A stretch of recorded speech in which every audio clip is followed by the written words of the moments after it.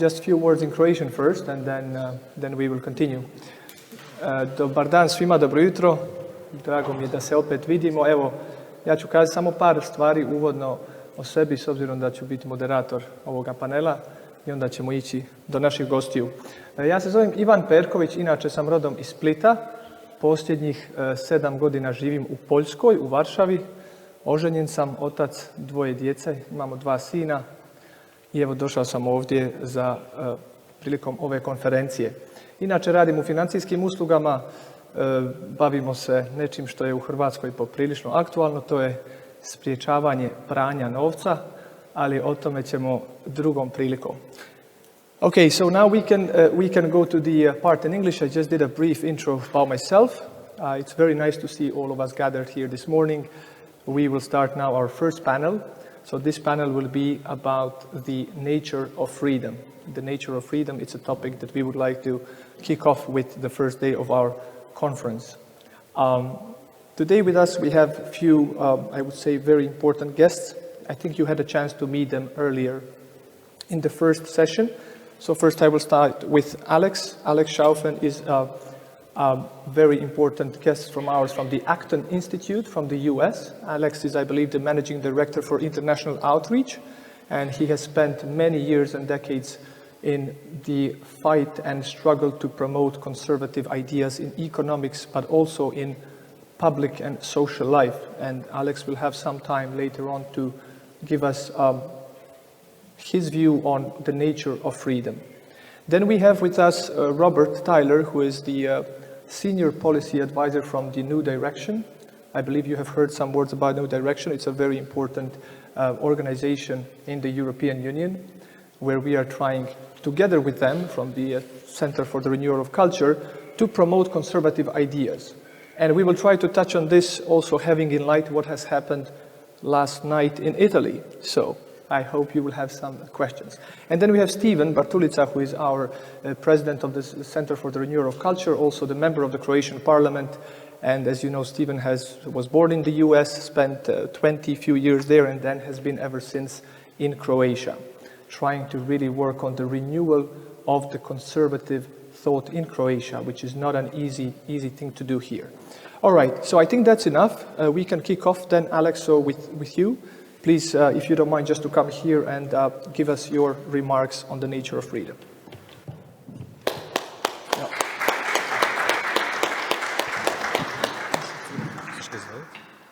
Good morning again. What I think I will do is just like 20 minutes of remarks to create some incentives for you to think, how you will decide to work for freedom, because the nature of freedom, basically, you can find it in each of your hearts. If you reflect in your soul, you know that you are beings that can decide to behave well or behave bad, to drink more or to drink less. So deep in your heart, you know that you are free. I started my journey in my teenage years in Argentina. I went to a school founded by Presbyterians in 1838, the oldest school in Argentina. During my period, it was when Christianity began to be pushed out of the school. I have some Scottish blood, and that school is dominated by Scottish Freemasons. I don't know, there are different views about the role of Masons, but the Scottish Freemasons have to believe in God. But again, I finished the school in the mid-70s, and that was the time where communists were trying to take over South America. I studied at the Pontifical Catholic University. We learned later that we had even a terrorist cell inside the university. Part of my comments will relate to how I find in God, in the Creator, the true nature of freedom. But I have to confess that I was already a freedom fighter when I had left the church. I was a strong individualist. There was a writer, a Russian writer that goes by the writing name of Ayn Rand, who wrote a book in The Fountainhead, then Atlas Shrugged, and has been very influential in the capitalist, individualist circles in the United States. Until today, you know, people who follow her views promote a sort of unbridled, unrestrained individualism. I was part of that crowd. Later, I had the grace, because I think faith is a gift. You know, in the university, I was given the 5 roads that St. Thomas Aquinas tries to use to convince people that God exists. None of those worked. My return to the Catholic faith was basically miracles. You know, God hits you in the head, you know how I did to St. Paul or to St. Augustine. And after becoming a lover of freedom, I created my first group. I'm 68 now. I was 20 years old when I created my first libertarian youth circle. You know, I always say I first fell in love with liberty, then I fell in love with God and realized that they were the same thing. But again, if some of you doesn't have the faith, I know many here in Croatia, most people are Roman Catholics. I know many champions of freedom that reach also this idea about the importance of fighting for this incredible gift that we as beings have, which I think I have devoted my life to it. But I belong to 2 groups, you know, as I said, first the libertarian group, and I studied economics, so I'm here mostly as someone who has worked promoting economic freedom in 40, 50 countries, you know, by creating organizations and trying to get them support. And the way we see freedom there is very different as the way that in economics that people, philosophers or priests see freedom. In economics, I defined freedom, liberty, in political economic terms as the rights of adults to try to do what they want with what they own. So you have the right to try to go to the moon in a bicycle. You will not get to the moon with a bicycle, but you have the right to try to do that. But then there's another freedom, which in the Gospels, you know, the spiritual freedom, which is in one sentence is, know the truth, and the truth shall make you free. This is called spiritual freedom. Many great champions of political and economic freedom have argued, I don't care about that freedom, because you can be spiritually free in a jail, and it's totally true. You unjustly put, you know, how many martyrs and heroes in the fight against communism. I know now a bishop that attends our program is now in jail in Nicaragua. Jimmy Lai is in jail in Hong Kong. And my gosh, I'd rather have their freedom than someone who exercised their libertarian freedom of drinking a lot of alcohol or drugs, going to the 20th floor of a room, think that they're a bird, and throwing themselves, wow, how free I am. In reality, he's a slave to his addiction. But that's a freedom that God gave us, you know, from the beginning, you know, from Cain and Abel to the many stories, you know, in the Bible of people exercising their freedom, the so-called freedom in crazy ways. You know, people can freely choose to enslave themselves by their actions, by the way they vote, you know, and by the way that they don't cultivate their spirit. So this, are the two aspects. And sometimes I confront people who tell me, "Oh, just be a saint and everything will be okay," or "just be a good father." And other side says, "No, just put free market in everything, privatize everything, have trade with everyone, and all the rest will be okay." The truth is that you need both. Now, I hope I don't say a heresy, but we have Santa Teresa of Calcutta for decades in India. But poverty only began to be reduced in India when India began to be more open to some market-oriented principles, especially the respect for private property. When I became a Catholic, or returned to my Catholic faith, I began studying all the encyclicals and all the documents of the church. And one of the most famous, people call it the first social encyclica on new things, Rerum Novarum, written by Leo XIII, and inspired by a Jesuit called Matteo Liberatore that wrote a book called Principles of Economics, turned private property into the key element of order and direction and of freedom in society, political, economic freedom. Before that, the great moralist, and my book, the last edition called Faith and Liberty on the Catholic Roots of the Free Economy, all those authors and saints promoted the private property because they said that property is used more socially and better, and society gets more peaceful when you have private property. But it was not a primary right. That means it's not like life that is given by God.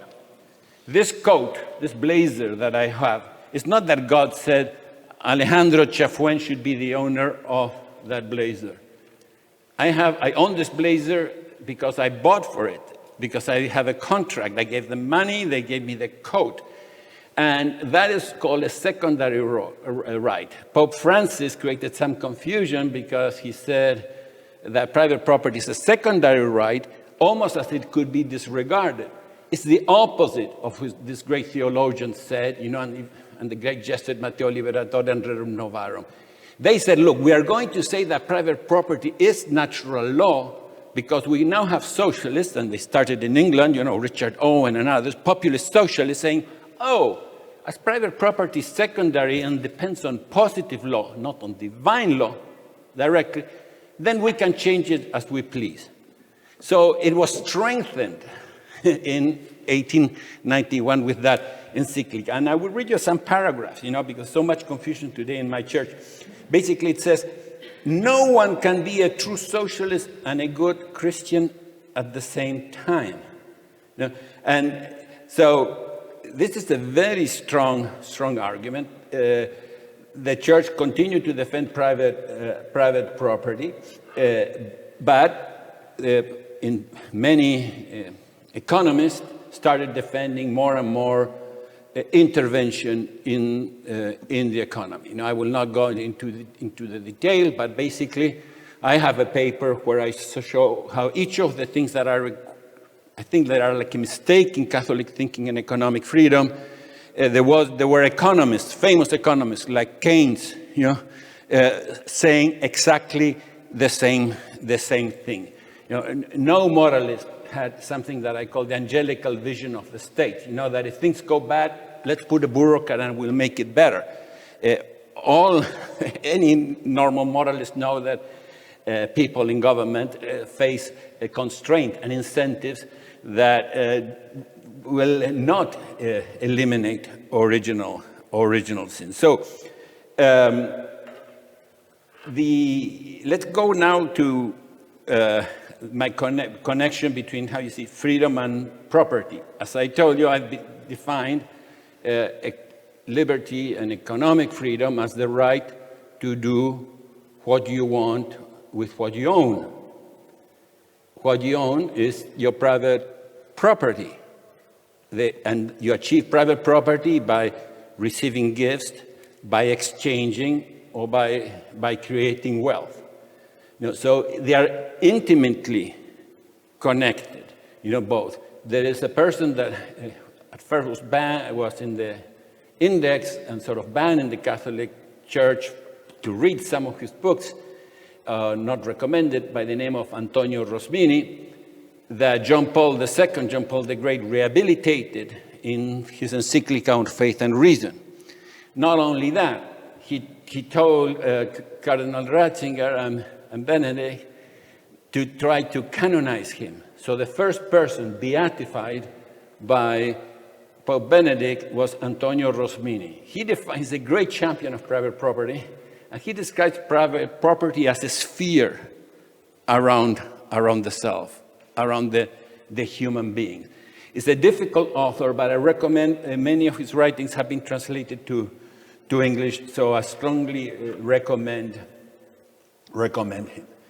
Now, on this point of political and economic freedom, from the 30s and 40s until John Paul II, there was the growth of a Marxist interpretation of theology that took body in something called liberation theology. It was a Marxist interpretation of liberty. Liberation theology. When I was in my early years in the university, the Bible that was circulating in Latin America was called the Latin American Bible. It has all the Neil Obstad and the permissions to be published. When he spoke about the promised land, he had a picture of Cuba. When he spoke about martyrs, it had a guerrilla with a machine gun. You should get a copy to see what was the confusion was huge. John Paul II, as you know, asked Ratzinger to write a couple of documents on liberation theology. But then he wrote an encyclica to commemorate 100 years of Rerum Novarum. That's the name of that encyclica, Centesimus Annus. And in point 42 of that encyclica, he defines the freedom and political economic freedom in the terms that I agree 100%, and I think we have to still push for that. He basically asks a question and answers the question. I will read this, not to memorize it. He says, is capitalism the model which ought to be proposed to the countries of the third world, which are searching for the path to true economic and civil progress? And he writes, the answer is obviously complex. He says, if by capitalism is meant an economic system which recognizes the fundamental and positive role of business, the market, private property, and the resulting responsibility for the means of production, as well as free human creativity in the economic sector, then the answer is certainly the affirmative. Capitalism is the best system with those conditions, even though it would perhaps be more appropriate to speak of a business economy, market economy, or simply free economy. I avoid the term capitalism as much as I can. It's a term that the Marxists pushed, and again, I think it's great for economics. I believe in the private ownerships of the means of production. But I'm motivated more by freedom. I would not go to war to save my computer, but I will go, I would do whatever to save the freedom of my children and the liberty of my family. And I think so would you. Let me continue with John Paul II. He says, but if by capitalism is meant a system in which freedom in the economic sector is not circumscribed with a strong juridical framework which places it at the service of human freedom in its totality and which sees it as a particular aspect of that freedom, the core of which is ethical and religious, then the reply is certainly negative. So it means if you separate the economy from the system of rules and morals that create the framework in which we do our contracts, then the free economy doesn't exist. Capitalism will not produce its fruits. I heard the leader of your party recognize the sad state in rule of law that Croatia has. But it's not only Croatia. 2/3 of the world doesn't have rule of law. In Latin America, only Uruguay and then Chile and Costa Rica score a passing grade. All the rest don't have rule of law. So the distribution of wealth that you have, in the world where 2/3 don't play by the rules of human dignity, but play by the rules of the powerful,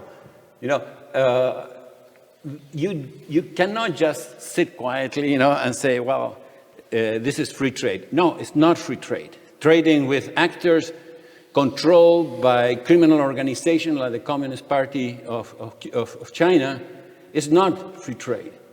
Correct? So again, you can buy good products, cheap products, but it's not this ideal system of the free economy that John Paul the Great used to speak. Let me go now to my libertarian world. I mentioned the Pope of the Catholic Church. Let me mention one of the popes of the economic liberty champions, Friedrich Hayek. He's an Austrian who, when he saw that the world was going towards national socialism and socialism, wrote a book called Road to Serfdom. Feeling alone, he gathered a group of less than 50 people, went to a small village up the bay in Lake Geneva called Mont Pelerin, the Mount of the Pilgrims, and created a society ended up being called Mont Pelerin. He wanted to call it the Acton-Tocqueville Society. Acton for Lord Acton, the historian, from Italy and England, now famous for his quote, power tends to corrupt, and absolute power corrupts absolutely. That's why Acton Institute is named after Lord Acton. And Tocqueville was this great man who studied the Americas.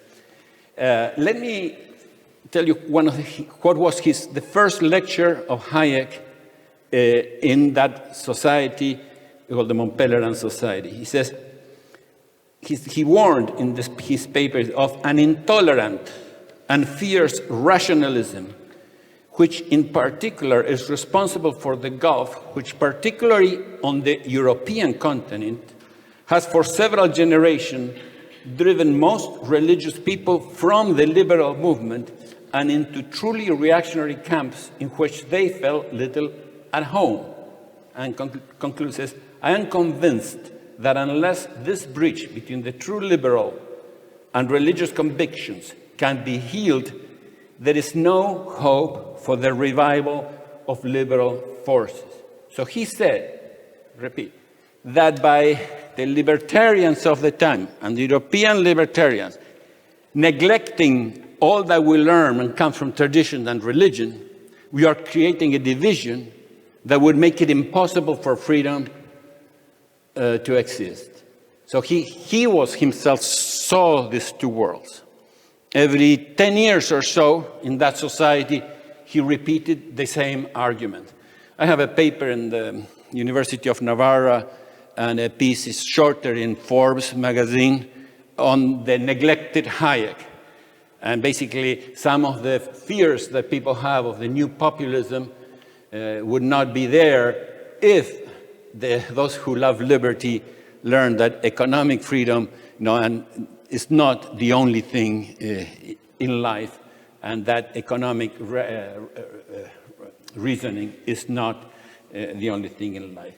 Let me, I was very privileged to meet Milton, not only Milton Friedman, but Hayek, and I became the youngest member of that society in 1980. I was 26 at that time.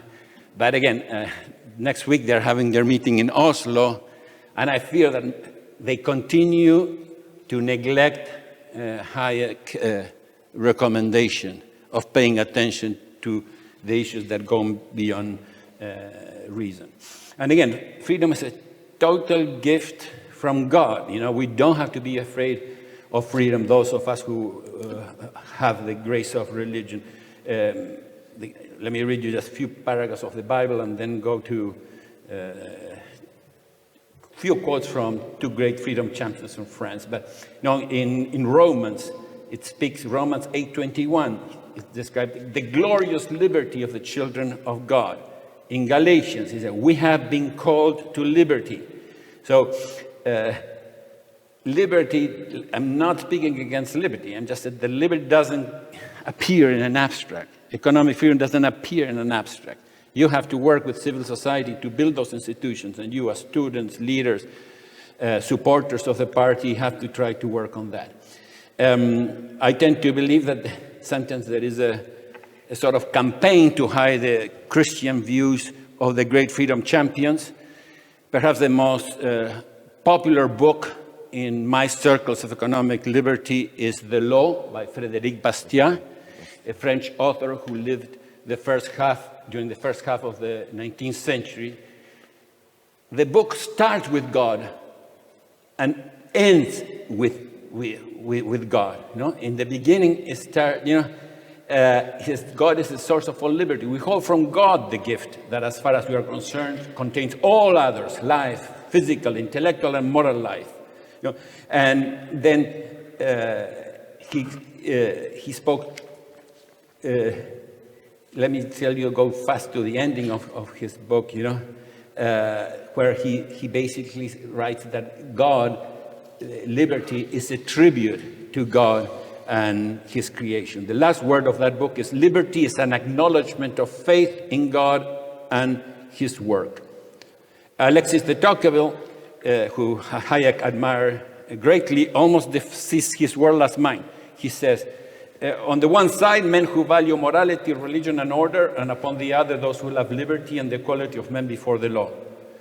And then he continued writing, it seems to me, therefore, that one of the finest enterprises of our time would be to demonstrate that these things are not incompatible, that on the contrary, they are bound together in such a fashion that each of them is weakened by separation from the rest.